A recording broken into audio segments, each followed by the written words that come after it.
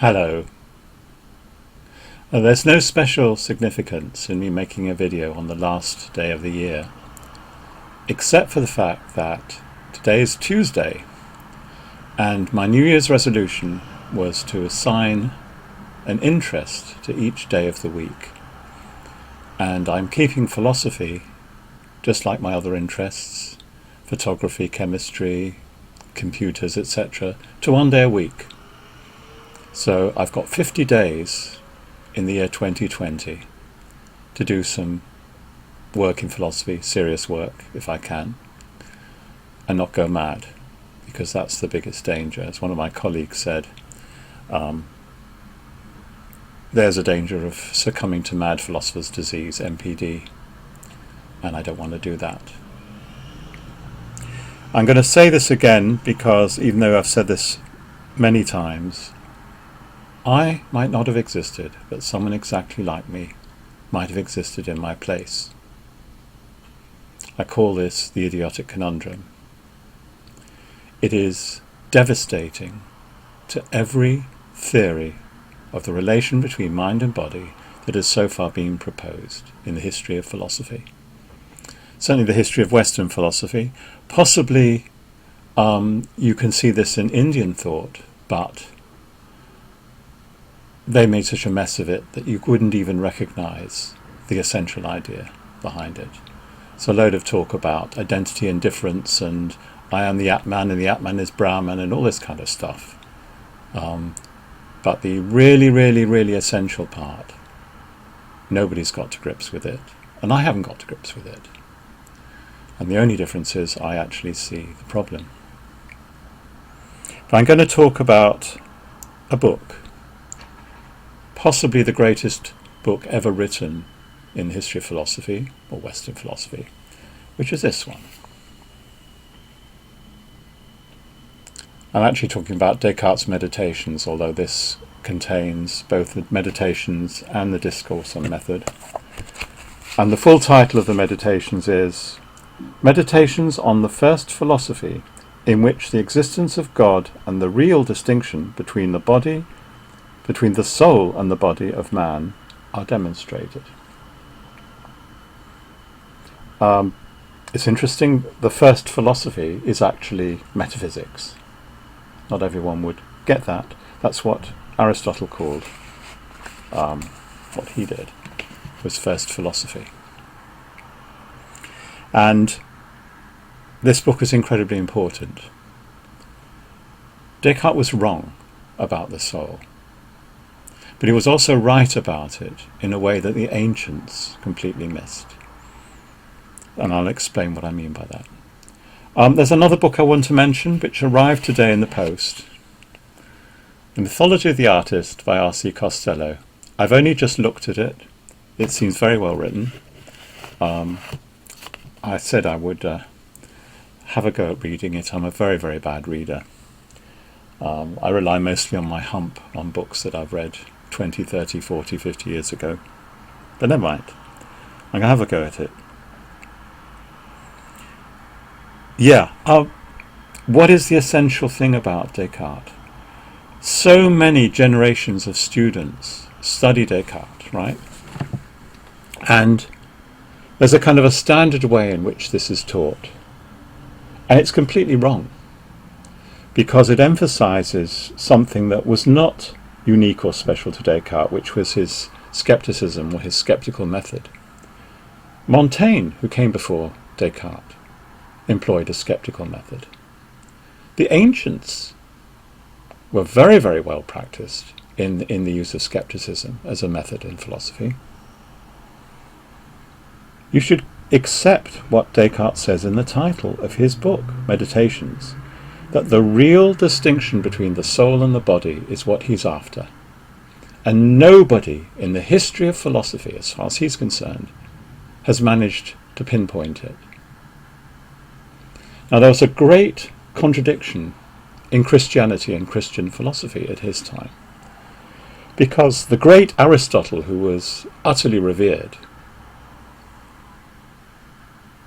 approached metaphysics in the standard way of looking for what are substances. What are the real substances that make up the world? And he disagreed with Plato in putting emphasis on physical entities, objects that occupy space and time. The forms are also real, but they are real in relation to these objects. These are the ultimate existence. These are the things that metaphysics tries to understand. Metaphysics tries to understand substance, and substance is something that exists over a period of time, that moves through space, that has powers and properties that can be described. And the most interesting of these substances is man. And I'm not going to go into this sort of a sexist thing now. I'm just going to use the word man because that's what all the great philosophers talked about. They meant men and women. You know, if you'd say to what about women, they would have just thought you were just nuts.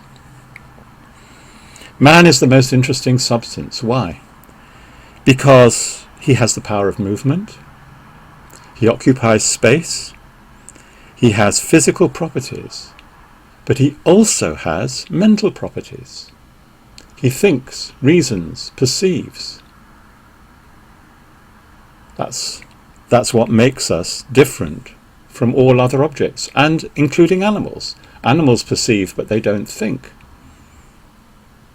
And Aristotle's way of doing metaphysics, which was very different from today's sort of scientific method, was to describe the powers and properties of things as they appeared to perception. Everything that a human eye and mind can perceive, unaided, is the book of nature, is what we can learn from reality, what we can learn about the world. There's nothing more. Man is the kind of substance that has physical and mental properties, all in one. Well, from Aristotle came the philosophy of Thomas Aquinas, which became the official philosophy of the Catholic Church. And the contradiction that I mentioned earlier was that Christians believed in an immortal soul. Now, for Aristotle, the soul is the life of man. You can't take the soul away from the man. The two are just an indissoluble unity. So you got the doctrine of the resurrection of the body, this idea that the only way that I can survive the death of my body is if at some future time, the day of judgment or whenever, my body is actually physically resurrected. But there were various ideas about exactly where the soul resides. And Descartes, in I think the first meditation, actually alludes to this very briefly. He talks about the idea that the soul is a breath of wind or a vapour.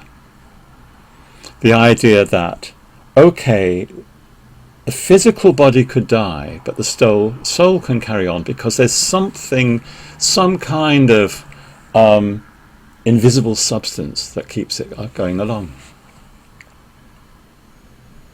Well, Descartes, who was trained by Jesuits, who had the philosophy of Thomas Aquinas totally up to here, he knew everything about it. He took this idea of substance, the thing that exists, the thing in which properties exist, the primary existent, and he said, well, let's look at man. Let's look at the human being. Is a human being really a substance? And this is where his brilliant thought experiment at Evil Demon comes in. Because he imagines a possible world where nothing physical exists. A world that has been created by an evil demon to deceive me into thinking that there are physical things, when really there are no physical things at all. And in this possible world, I would still exist. The evil demon cannot make me think that I don't exist when I do, or do exist when I don't exist. I absolutely know I exist. There's no question about it. So Descartes comes up with an absolutely incredible idea. It's one of the most important ideas in the history of philosophy. There isn't one substance that makes me. There's two. There's physical substance, my body and all my motor functions, and mental substance. And the crucial thing that Descartes saw was that mental substance cannot have any of the properties of physical substance. Mental substance must be something that could exist even in a world where there was no physical objects, no space. So mental substance, not only has it got no shape or size, it has no position in space. Descartes doesn't actually say this in the Meditations, but it absolutely follows with simple logic from his position. Mental substance only has the properties of thought, perception, thinking, etc.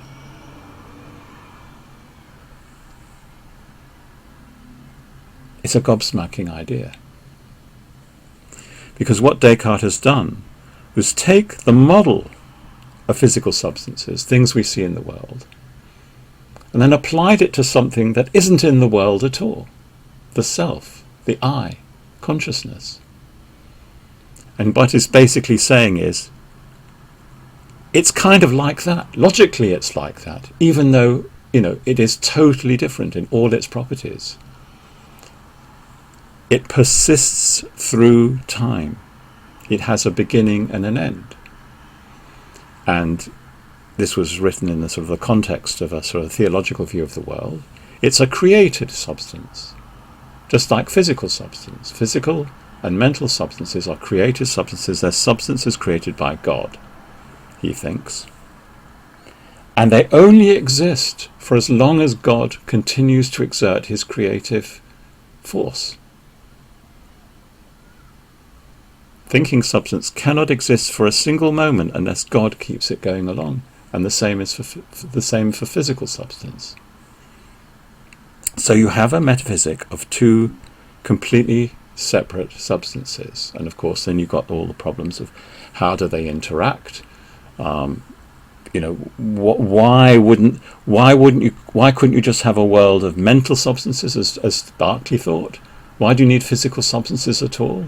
Mental substances and their representations will be absolutely enough for my experience of reality and yours. So you had all the traditional problems of all the traditional positions in metaphysics defined in relation to Descartes' incredible discovery. And finally, Immanuel Kant comes along in a Critic of Pure Reason and says, look, Descartes, you've got this totally wrong. You claim to have knowledge of yourself as a mental substance. But this is knowledge you couldn't possibly have. Because if your mental substance was replaced every second, you wouldn't even know as long as your thought or consciousness continued. If these mental substances passed their states along like a line of colliding billiard balls, you'd have exactly the same experience as you have now. You've simply mistaken the unity of apperception, as he calls it, which is an a priori principle. All experience has to be contained in a single theory, a single gestalt. That's actually not the right word. A single framework is better. You've mistaken that for the perception of unity. You're not perceiving your soul. The soul, the ultimate reality of the self, is unknowable. It's a noumenon, as Kant calls it, as are objects of perception. Descartes is claiming knowledge that he cannot possibly have. And there it was basically, it was left. And in the 20th century, in the 21st century, a massive number of proportion of academic philosophers are now materialists. They're convinced that Descartes was wrong about mental substance because the soul, the self, consciousness, is actually a property of physical substance. And I talked about this in a previous video. They have all sorts of explanations relating to computer technology of how something physical could have mental properties. And it is basically nuts. They're cretins. I'm not going to mince my words. They are complete cretins. Materialism is an utterly idiotic theory. And the only reason that it's had such a wide currency is ideology. A kind of a brainwashing process where students of philosophy, and myself, and I include myself in this because I certainly went through this brainwashing process, are somehow made to think that, yeah, it's okay, I can see how this could work. It's nonsense. It's just nonsense. And if it's nonsense, then the whole problem of what the self is opens up again. And the basic insight that came to me, and this was only fairly recently, what is the mistake that they've all made? They think they know what consciousness is. Haven't we described it in incredible detail? Haven't we analysed every mental state? Aren't there thousands or tens of thousands of articles written on, knowledge, perception, belief, intention? Every aspect of the mental has been described and analysed down to the finest detail. Don't we know exactly what it is? No. You don't even have a clue what it is.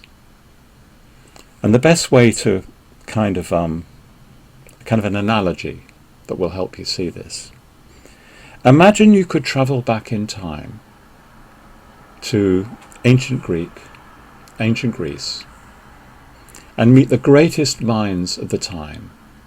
Pythagoras, let's talk about Pythagoras. He's the guy who invented Pythagoras' theorem, absolutely brilliant guy. And you've come with a car, a motor car. Well, okay, Pythagoras knows what a wheel is. And you say to Pythagoras, listen, look, this object can take you from point A to point B and travel 100 miles in 1 hour. And he would be utterly flabbergasted. How does it do that? Is there some kind of animal that's very, very fast that pulls it? No. It's got something called an engine. What is an engine? Well, think about all the science you'd have to explain before Pythagoras would understand what a spark plug is, what electricity is, how it's possible to machine parts to such a fine tolerance that a cylinder can explode 50 times every second, and the thing can just keep running. That's an engine, right? This is engine running at 3,000 RPM. Eventually he would get it, because he's very smart. I mean, the technology is breathtaking. When you think of the tools you need for the tools, to make the tools, to make the tools, to make the tools, to create a motor car in ancient Greece, it's almost beyond imagining. Well, now think about the soul and the self, consciousness. Of course we know what a car can do. We know that it can go 100 miles in an hour. We know that it can steer right and left. We know that it's got lights that you can switch on in the dark and all this kind of stuff. You know all its functions. And similarly, we know all the functions of the mental. We've described them in minute detail, and we can model them using a computer. Computers can do lots of things that humans can do. But obviously, it's the biggest and most ridiculous non sequitur to think that because computers can do things that humans can do, that somehow we are just computers. I don't know how else. I mean, I don't know what words to use. If this doesn't get, if you don't get this, I don't know what. But the basic argument that I've used is the one I gave right at the beginning. Let's build you. I mean, you, the actual person. Let's get all the cells and atoms and let's stick them together, right? Let's not make you in a womb. Let's just make you in a test tube or something, right? We're going to make something that's physically exactly like you, right down to the last detail. Every brain circuit is exactly your brain circuit and so on, right? And when we've finished, this thing is going to think it's you, isn't it? Is it? Supposing it does. It will think it's you, but it won't be you. I might not have existed, but someone exactly like me might have existed in my place. I am not just someone like myself. I am myself. And this is something to do with the logic of self-reference and self-identity that is unique to consciousness. Something like isn't the same. I have an identity which is absolute, in the sense that I might not have existed. Everything else remaining the same. We don't know. We absolutely don't know what kind of thing can be like that. Of course we all know consciousness, we know ourselves, and we've done, as I said, you can analyze all the aspects of the mental down to the finest details. But we don't know what it is. That's the point. Descartes defines it as substance, and in doing so he's following a perfectly logical path. And then Kant points out, you can't possibly know this. You claim knowledge of something that you can't possibly have knowledge of. We know its functions, but we don't know what it is. So Descartes saw something that Aristotle missed. He saw the possibility of separating the mental and the physical, conceptually, logically. And I'm claiming that there's something that Descartes missed, and Kant too, in his own way. That we don't even know what we are talking about when we talk about consciousness, or the self, or the I. We don't know what it is. That thought blows me away. I think that's really all I've got to say today. I do wish you a happy and prosperous new year, and I hope to be back with another video before too long. Bye bye for now.